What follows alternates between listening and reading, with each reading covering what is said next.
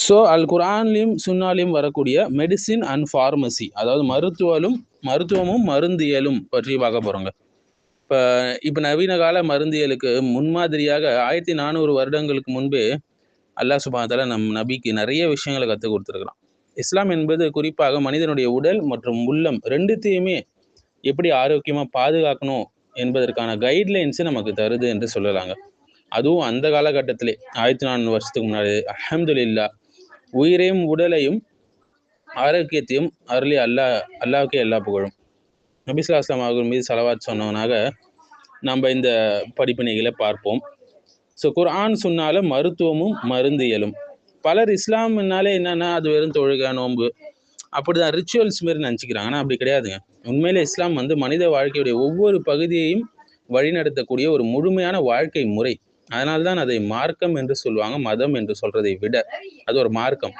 மனுஷன் எப்படி சாப்பிடணும், எப்படி தூங்கணும், நோய் வந்தா என்ன செய்யணும், மன அழுத்தத்தை எப்படி சமாளிக்கணும், சுத்தத்தை எப்படி மெயின்டைன் பண்ணணும், எப்படி ஹைஜீனாக இருக்கணும், எப்படி குவாரண்டைன் பண்ணணும், நியூட்ரிஷன் எப்படி மெயின்டைன் பண்ணணும், இது எல்லாம் எப்படி இருக்கணும்னு சொல்லி ஏன்னா அனைத்திற்கும் குர்ஆன் சொன்னால ஏகப்பட்ட வழிகாட்டுதல் இருக்குங்க. திப்புன் நபவி என்று சொல்லக்கூடிய இமாம் இப்னுல் கையிமுடைய நபி வழி மருத்துவம் என்ற புத்தகத்தை படித்தா நமக்கு தெரியும். தமிழில் கூட வெளியே வந்திருக்கு, அல்ஹம்துலில்லாஹ், நல்ல டிரான்ஸ்லேஷனோட. ஸோ உடல் என்பது அல்லாஹ் கொடுத்த அமானத். ஸோ நம்மளுடைய உடலுடைய உரிமையாளர்கள் நாம கிடையாது. நிறைய பேர் என்ன நினைக்கிறாங்க, மை பாடி மை சாய்ஸ்ன்றாங்க. யுவர் சாய்ஸ் இல்லப்பா, யுவர் பாடியும் கிடையாது. கடவுள் கொடுத்த உடம்பு அவன் என்ன நாடுறானோ அதுதான் நீ செய்யணும். இது அல்லாஹ் கொடுத்த ஒரு அமானத். உங்களே நீங்கள் அழிவில் தள்ளி கொள்ளாதீர்கள் என்று அல்லாஹ் சொல்றான். சூரத்துல் பக்ராவுடைய 195வது ஆயத்து. ஸோ இந்த ஆயத்தை வைத்து பல படிப்பினைகள் உலமாக்கள் எடுப்பாங்க. ஸ்மோக் பண்ணக்கூடாது, ட்ரிங்க்ஸ் பண்ணக்கூடாது, நிறைய விஷயங்கள் சொல்லுவாங்க. அதாவது உடலை கெடுக்கக்கூடிய பழக்க வழக்கங்கள், போதைப் பொருள், அளவுக்கு மீறிய உணவு, தற்கொலை மனநிலை, ஆரோக்கியத்தை புறக்கணிக்கிறது, குறிப்பாக இந்த காலகட்டத்தில் இல்லைங்களா, இவை அனைத்தும் இஸ்லாம்ல தவறு. இன்று மாடர்ன் மெடிசின் என்ன சொல்லுதுன்னா, preventive is better than cure சொல்லும்.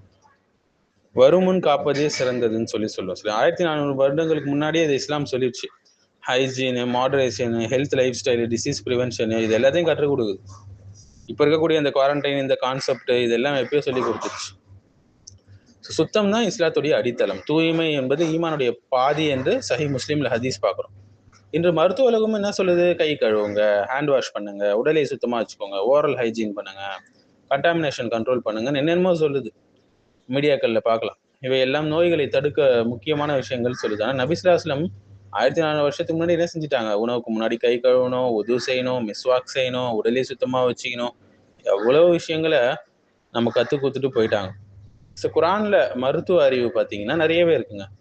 தேன் வந்து ஒரு இயற்கை மருந்தா இருக்கு இல்லைங்களா. இன்றைக்கு சயின்ஸ் என்ன சொல்லுது, honey anti bacterial, wound healing, immune support பண்ணுது, ஆன்டி ஆக்சிடென்ட் என்று நிரூபிச்சிருக்கு. ஆனால் குர்ஆனை தேனை வந்து ஒரு வெறும் உணவாக மட்டுமல்ல, ஷிஃபா, நோய் நிவாரணியாக அல்லாஹ் வந்து குறிப்பிடுறான். அல்லாஹ்வுடைய உதவி கொண்டு ஒரு ஷிஃபாவாக அது விளங்குது. திபுன் நபவியில் பார்த்தீங்கன்னா அல்லாஹ் எந்த நோயையும் இறக்காமல் விடலை, அதற்கான மருந்தையும் சேர்த்து இறக்கியிருக்கான். சஹீல் புகாரியில் வரக்கூடிய ஹதீஸ். ஸோ இந்த ஹதீஸ் நமக்கு என்ன கற்பிக்குதுன்னா, இஸ்லாம் வந்து ட்ரீட்மெண்ட்டை மறுக்கல, ரிசர்ச்சை தடை செய்யலை, மெடிசனை எதிர்க்கலை, மாறாக நோய்க்கு சரியான மருந்தை தேர்ந்தெடுங்கள் என்ற ஆர்வம் மூட்டுது, ஊக்குவிக்குது. ஸோ மாடர்ன் ஃபார்மகாலஜியோடைய அடிப்படை என்ன, disease diagnosis, treatment, drug history, இதுதான் மாடர்ன் ஃபார்மகாலஜியோட அடிப்படை. ஸோ கருஞ்சீரகம் பார்த்தீங்கன்னா அது ஒரு மரணத்தை தவிர எல்லா நோய்களுக்கும் மருந்து இருக்கு அப்படின்னு சொல்லி சஹீஹ் புகாரில் ஹதீஸ் வருது. இப்போ இருக்கக்கூடிய டாக்டர் ஆயிஷா லெனின் கூட அதை சொல்லியிருக்கிறாங்க, எவ்வளோ முக்கியம் கருஞ்சீரகம் என்பது என்று. இன்று பல ஆய்வுகளில் வந்து immunity, anti inflammatory effects, anti accident benefits இருக்கு அப்படின்னு சொல்லி கண்டுபிடிச்சிருக்காங்க. நல்லா பெரிய மருத்துவ பலன்களே அதில் வச்சிருக்கான். அடுத்து தொற்று நோய் கட்டுப்பாடு, குவாரண்டைன் இல்லைங்களா. ஒரு இடத்துல பிளேக் இருந்து கண்டால் அங்கே போகாதீங்க, நீங்க இருக்கிற இடத்துல பிளேக் வந்தா அங்கிருந்து வெளியேறாதீங்கன்னு சொல்லி சஹீஹ் புகாரியில் ஹதீஸ் பார்க்கலாம், நபி ஸல்லல்லாஹு அலைஹி வஸல்லம் சொன்னதாக. இது இன்னைக்கு இருக்கக்கூடிய குவாரண்டைன், லாக்டவுன், எபிடமிக் கண்டெய்ன்மெண்ட் என்ற பப்ளிக் ஹெல்த் பிரின்சிபல்ஸை நமக்கு தருது. குறிப்பாக கோவிட் காலத்தில் பார்க்கலாம் இல்லைங்களா. உலகம் பயன்படுத்திய பல அடிப்படைகளில் நபி ஸல்லல்லாஹு அலைஹி வஸல்லம் முன்பே கற்று தந்துட்டாங்க. அதை காப்பி பண்ணது தான் இவங்கெல்லாம். அடுத்தது நோன்பு ஒரு மிகப்பெரிய மருத்துவம். இன்னைக்கு எல்லாருமே பார்க்கலாம் இன்டர்மிட்டன்ட் ஃபாஸ்டிங் என்று பிரபலமாக்கி வச்சிருக்காங்க. ஆனால் இஸ்லாம் வந்து நீங்கள் நோன்பு நோற்பது உங்களுக்கு நன்மையானது, இம்மைக்கும் நன்மை மறுமைக்கும் நன்மை இல்லைங்களா. சூரத்துல் பக்ராவில் 184வது ஆயத்து பார்க்கலாம். இந்த ஃபாஸ்டிங் வந்து இன்சுலின் ரெகுலேட் பண்ணும், டீடாக்சிகேஷன் பண்ணும், மெட்டபாலிசமை வந்து இம்ப்ரூவ் பண்ணும், செல்ஃப் கண்ட்ரோல் பண்ணும், பல நன்மைகள் இருக்கு உடலுக்கும் உள்ளத்துக்கும். அடுத்து மனநலம் பத்தி இஸ்லாம் நிறையவே பேசுதுங்க. ஆங்ஸைட்டி, டிப்ரெஷன், ஸ்ட்ரெஸ்ஸுக்கு எதிரான சிறந்த மருந்தாக அல் குர்ஆன் விளங்குகிறது. அல்லாஹ்வுடைய திக்ரை கொண்டுதான் உள்ளங்கள் அமைதி பெறுகின்றன இல்லைங்களா? சூரத்து ராதுடைய 28வது ஆயத்.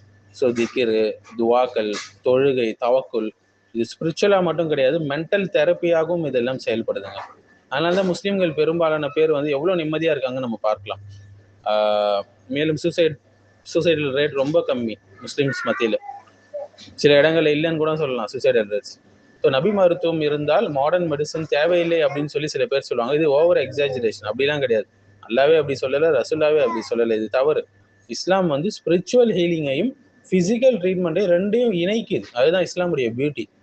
நபி ஸல்லல்லாஹு அலைஹி வஸல்லம் துவா செஞ்சாங்க, அதே நேரத்தில் சிகிச்சையும் எடுத்துக்கொண்டாங்க. ஹிஜாமாலாம் செஞ்சாங்க இல்லையா? ஹிஜாமாலாம் மாடர்ன் மெடிசன்ல ரொம்ப டாப் லெவலில் போயிட்டு இருக்கு. ஸோ இஸ்லாம் வெறும் ரிச்சுவல் மட்டுமல்ல, அது வந்து பாடி, மைண்ட், சோல், சொசைட்டி அனைத்தையும் பாதுகாக்கக்கூடிய ஒரு முழுமையான வழிகாட்டல். ஸோ குர்ஆனும் சுன்னாவும் hygiene, nutrition, mental health, disease prevention, treatment, public health, இவற்றை பல நூற்றாண்டுகளுக்கு முன்பே நமக்கு கற்றுக்க அந்த அழகான மார்க்கம். அதனால் உடலை பாதுகாப்போம், ஆரோக்கியத்தை மதிப்போம், அறிவியலை நல்ல வழியில பயன்படுத்துவோம், அல்லாஹ்வுடைய அருளை நன்றியுடன் ஏற்றுக்கொள்வோம்.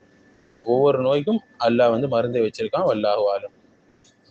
டோசேஜ் பிரின்சிபல் கூட அல் குர்ஆன் சொன்னால இருக்குங்க. வயிற்றை 3 பாகங்களாக பிரிங்க, 1 பங்கு உணவு, 1 பங்கு தண்ணீர், 1 பங்கு காற்று என்று. இதெல்லாம் இன்டைரக்ட் மெடிக்கல் டோசிங் பிரின்சிபல் என்று சொல்லுவாங்க.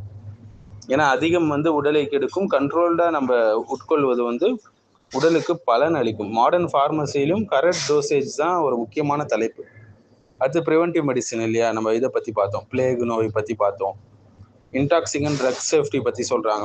மதுபானம், சூதாட்டம் ஷைத்தானுடைய அருவருப்பான செயல்கள் என்று சூரத்துல் மாயிதாவோட 90வது ஆயத். ஸோ இஸ்லாம் ஹார்ம்ஃபுல் சப்ஸ்டான்ஸை தடை செய்துங்க. மாடர்ன் ஃபார்மகாலஜியில் கூட டாக்ஸிகாலஜி, சப்ஸ்டான்ஸ் அபியூஸ், ட்ரக் சேஃப்டின்னு தலைப்புகள் வச்சிருக்கிறாங்க. முக்கிய துறைகள் இதெல்லாம். ஸோ குர்ஆன் மற்றும் சுன்னாவுடைய ஊக்கத்தால் முஸ்லீம் உலகில் hospital, pharmacy, clinical medicine, pharmacology எல்லாம் அந்த காலத்திலே வளர்ச்சி பெற்றுச்சு. இப்போதான் நவீன காலத்தில் இவங்க இப்போ வளர்ச்சி பெற்று வச்சிருக்காங்க. முஸ்லீம் அறிஞர்கள் இப்னு சீனா, ராசி இவங்கெல்லாம் மருந்தியல் துறையில பெரிய பங்களிப்பு செஞ்சிருக்கிறாங்க. குர்ஆன் மற்றும் சுன்னால ஃபார்மசி என்ற மாடர்ன் வேர்டு இல்லைனாலும் அதன் அடிப்படை கான்செப்ட்ஸ் இருக்கு. Healing, medicine, treatment, medical substance, prevention, dosage, toxic advance அனைத்துமே இருக்கு.